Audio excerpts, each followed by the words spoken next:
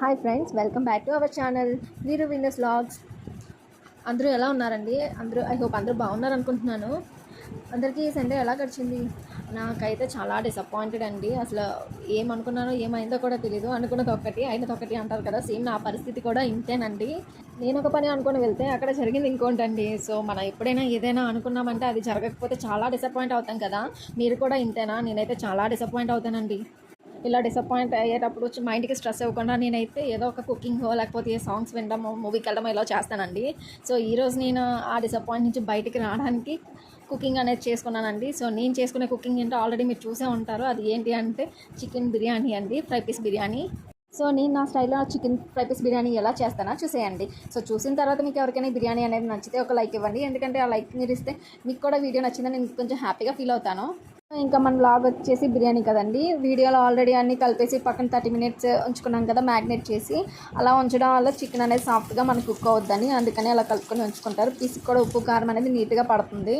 Next వచ్చేసి ఏంటంటే stove మీద బౌల్ పెట్టి కొంచెం ఆయిల్ వేసుకొని అందులో కొన్ని ఆనియన్స్ అవి వేసుకొని కొంచెం వేగిన తర్వాత అల్లం వెల్లుల్లి పేస్ట్ వేసుకొని కలుపుకోవాలండి. అదే కొంచెం వేగిన తర్వాత కరివేపాకు లీవ్స్ ఉంటాయి కదా, అవి కూడా వేసుకోవాలి. ఎందుకంటే మనం ఫ్రై పీస్ బిర్యానీ కదా, ఫ్రై పీస్ అనేటప్పుడు కరివేపాకు ఫ్లేవర్ అనేది నీట్గా మనకి తింటే బాగుంటుందండి. సో దానికోసం మనం ఆ ఫ్లేవర్ కోసం అది వేసుకుంటాము.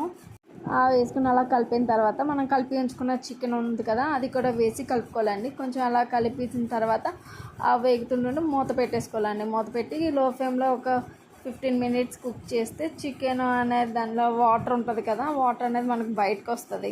ఆ వాటర్ ద్వారా చికెన్ ఆల్మోస్ట్ ఒక 50% కుక్ అయిపోద్దండి. అలా కుక్ అవుతుంది మూత పెట్టుకుని లో ఫ్లేమ్లో ఉంటేనే మనకు సాఫ్ట్గా పీస్ అనేది కుక్ అవుద్ది, ఫ్రై పీస్ బిర్యానీ కాబట్టి.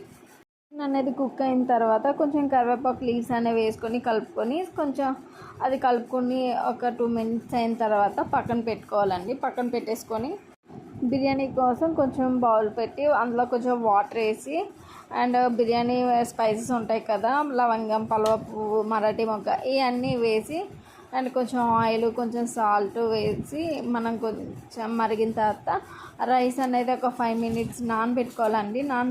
క్లీన్ చేసి నానబెట్టుకున్న తర్వాత ఆ రైస్ని అందులో వేసి ఉడికించుకో. ఇది డబల్ మసాలా బిర్యానీ అన్నాం కదండి, ఫ్రై పీస్ బిర్యానీ అని. సో దీనికోసం కొంచెం పెరుగు అనేది తీసుకొని అందులో కొంచెం పసుపు, ఉప్పు, కారం అండ్ గరం మసాలా, ధనియాల పొడి అన్నీ వేసి మిక్స్ చేసుకోవాలండి. మిక్స్ చేసుకొని పక్కన పెట్టుకోవాలి.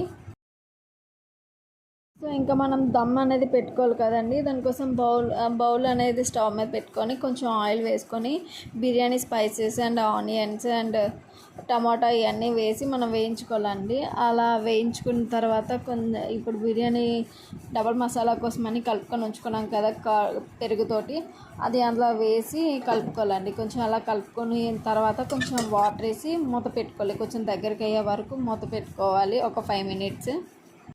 దమ్ కోసం ఎప్పుడైనా రైస్ అనేది మనకి 70% కుక్ అయితే చాలండి. అలా కుక్ అయిన తర్వాత ఏంటి మసాలా కూడా కొంచెం దగ్గరికి అయిపోయింది కదా, ఆ దగ్గరికి అయిపోయిన తర్వాత మనం ఇంకా దమ్ పెట్టుకోవాలండి. ఇందులో రైస్ కొంచెం వడకట్టుకొని ఆ రైస్ అందులో వేస్తూ అండ్ ఫ్రై అయితే మనం చేసాం కదా చికెన్, అది కూడా మధ్యలో లేయర్లా వేసుకొని దమ్ పెట్టుకోవాలండి.